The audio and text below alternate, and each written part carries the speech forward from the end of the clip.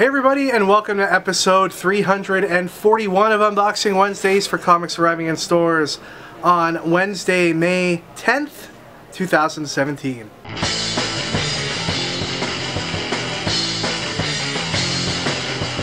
Ricky, you're, I don't know, you're feeling kind of distant lately. Yeah, there's stuff. You've got an obstacle in your way there. Yeah. You got tables full of comic books left over here from our big sale on Free Comic Book Day. We brought in a lot of back issues, so there's a divide between Ricky and I today, and it's purely comic related, I can assure you. Ricky, we got a lot to get to today. A lot to cover in the first little bit before we show the comics. First of all, I want to thank everybody out there who came by for Free Comic Book Day on Saturday, May 6th. It was amazing.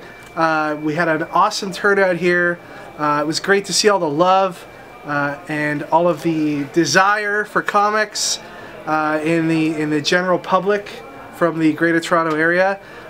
Each area of the GTA was very well represented here at our store. On Saturday we saw people from all over Southern Ontario basically came by, Ricky. It was really good. You had a great day. I know a lot of people left with Happily Ever After and Black Hole Hunters Club. And we gave away thousands of books, so a success all around there, I think, Ricky.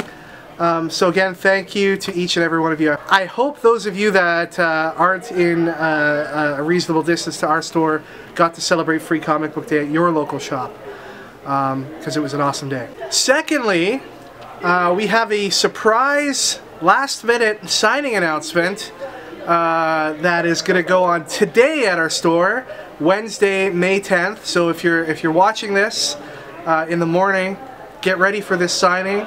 It is Adam Gorham, the artist for Rocket #1, which we'll show you is brand new on shelves today. He is the artist for Marvel's new Rocket Raccoon series. It's an ongoing series, not just like a one-shot or a mini. And with Rocket being so top of mind right now with the Guardians of the Galaxy movie that just came out over the past weekend. Did you see the movie yet, Ricky? How was it? Good. Was Rocket Raccoon awesome in it? Yeah, pretty good. Yeah, not too bad, not too bad.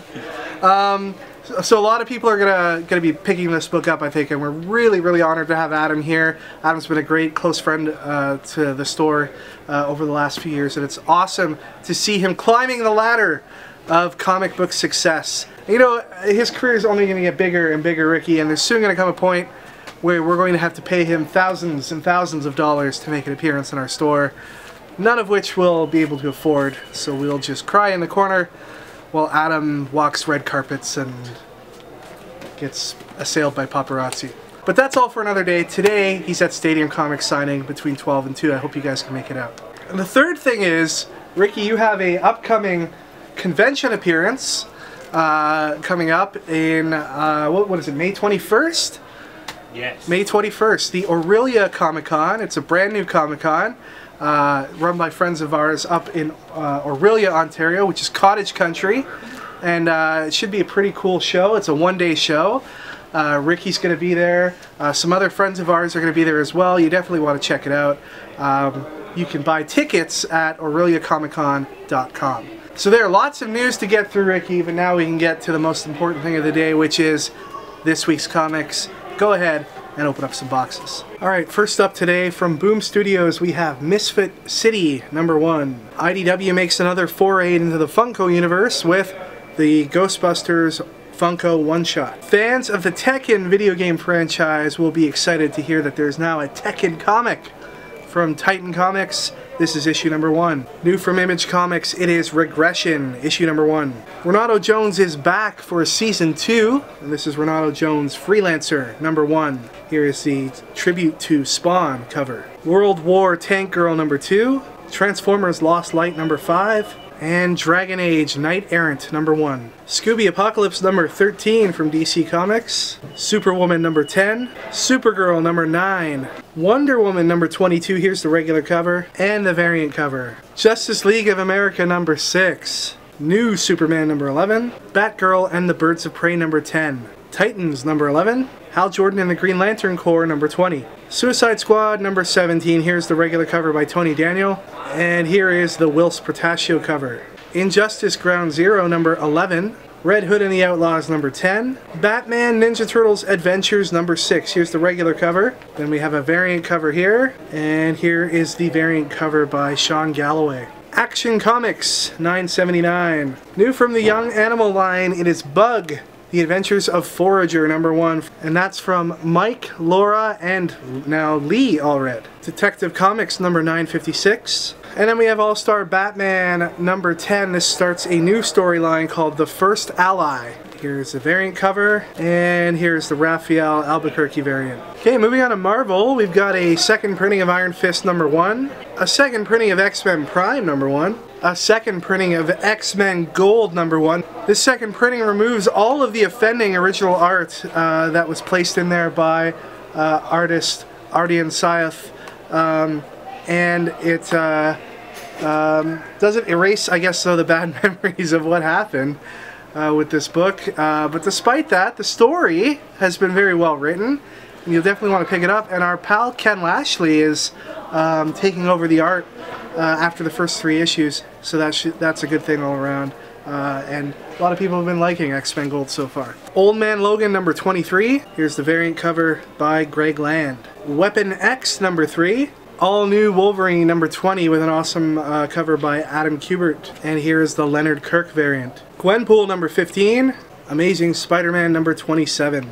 Zombies number 1. Storyline titled Assemble is a reprint of the original manga version of kind of like a Marvel Zombies universe. And it does read back to front like most traditional manga. If you try to read it the American comic way, Marvel tells you to stop. So you gotta read it backwards. X-Men Blue number 3. Deadpool number 30 is an oversized issue. Yes, that's Deadpool with the world in his hands. It's a wrap cover. And this will retail for $9.99 US. Where Marvel, it's one of those anniversary issue things where Marvel charges $10, but fills it with a lot of extra content. Black Panther and the Crew number 2. Amazing Spider-Man Renew Your Vows number 7. Star Wars Screaming Citadel. This is a 5-issue miniseries that partners up Luke Skywalker with Dr. Aphra. A lot of Star Wars fans have been excited about this one. Issue 1 is out on shelves today. Here's one of the variants for that book, and yet another variant. Secret Warriors number 1. This is a tie-in book to Secret Empire, and it features some of the few heroes that are left after the big takeover in New York City. Where do they go from here, and how can they form a resistance against Hydra? This is the first issue, and we're really excited about this book. It is Rocket number 1, written by Al Ewing and illustrated by our buddy Adam Gorham. This is the first issue, and this is the regular cover. For those of you unfamiliar with Adam's art, prepare to be blown away. It's going to be an awesome ride. We can't wait for everyone to be able to read this and enjoy it. The Rocket Joe Jusko variant, the animation variant, the movie variant, and finally the Tim Bradstreet variant. Very cool. So as mentioned before, Adam Gorham at our store today from 12 to 2 to sign copies of this book. Hope you guys can make it out. Alright guys, prize time. So last week I asked you what your favorite painting was. Kinda as a joke, but you know what? Now that I'm looking back on it, you guys are all smart cookies, you know? You all appreciate art. I think you can't read comics without appreciating art. So you know what? Screw you, Ricky. Your audience knows a lot about paintings. More than I do. Half these paintings I don't even know, and they are all great. So let's get into them. Eclipse said, my favorite painting is The Wedding at Cana by Paulo Veronis, because it was remade for the cover of a new album by my favorite artist Logic for his 3rd studio album called Every Day. Some good stuff. Look at that. It's great. Ken Ives said, my favorite painting is The New York Movie by Edward Hopper. It shows inside a movie theater, and just outside, a woman who works there waits leaning against the wall. She's looking down. Is she worried about something? What is she thinking about? The people in the theater are watching some Hollywood fantasy, but I think her story is a lot more interesting. Look at this painting. This painting is so cool, man. Ah, I love it. Mike Irish said, I know I usually give silly answers to Ricky's questions. You do, and I appreciate it. Love the silly answers. But when it comes to art, I take it very seriously. My picks have to be two because they complement each other. They're called Calling of St. Matthew and The Martyrdom of St. Matthew, both by Michelangelo Merisi de Caravaggio. Terrible at names. I like them because they represent what a Christian life is, one to answer the call of Christ and knowing ultimately it will end in your martyrdom. That is what it means to be a follower of God. Also, Caravaggio's art is what's known as chiaroscuro, which is Italian for dark and light, and his use of dark and light is just to highlight his characters on a dark canvas, but it points to the spiritual significance of who is in the light and who's in the spiritual darkness. Kind of like Star Wars. Whoa, Mike Irish with the essay over here. So cool. Look at these paintings. So cool. I'm loving it. Thanks, Mike Irish. But the winner, I'm gonna have to say, goes to Mario U, who said, my fave painting is Saturn Devouring Its Children by Goya, the painter, not the food product. It is such a disturbing painting that I ever saw after being introduced to it in the intro to art class in college. The depiction of the Greek god eating a man that looks very lifelike makes it all the more disturbing. Look at this. This one's crazy, man. This is so cool. I really like that one. So congratulations, Mario U, but also congratulations to everyone else for appreciating and loving art. It's good stuff. You're never alone with a good painting. Is that weird to say? Is that like nerdy? Whatever. Alright guys, so in honor of Adam Gorham's Rocket issue number 1, I'm going to ask you for the comments, what is your favorite anthropomorphized animal in anything? Let's go with anything. For me, I'm going to go with Zootopia, Judy Hopps. Judy Hopps awoken something in me I didn't know existed. Watching that movie, I paid a little extra bit of attention, if you know what I mean. I've been awakened as a furry. I'm sorry. So, congratulations, Zootopia and Disney. You've converted me to your ways, and I thank you. So let us know in the comments what your favorite anthropomorphized animal is and why, and the winner will be entered into the draw at the end of the month. Alright everybody, that is it for this week. Thank you once again for watching. Hope you guys all had a blast. I know we did.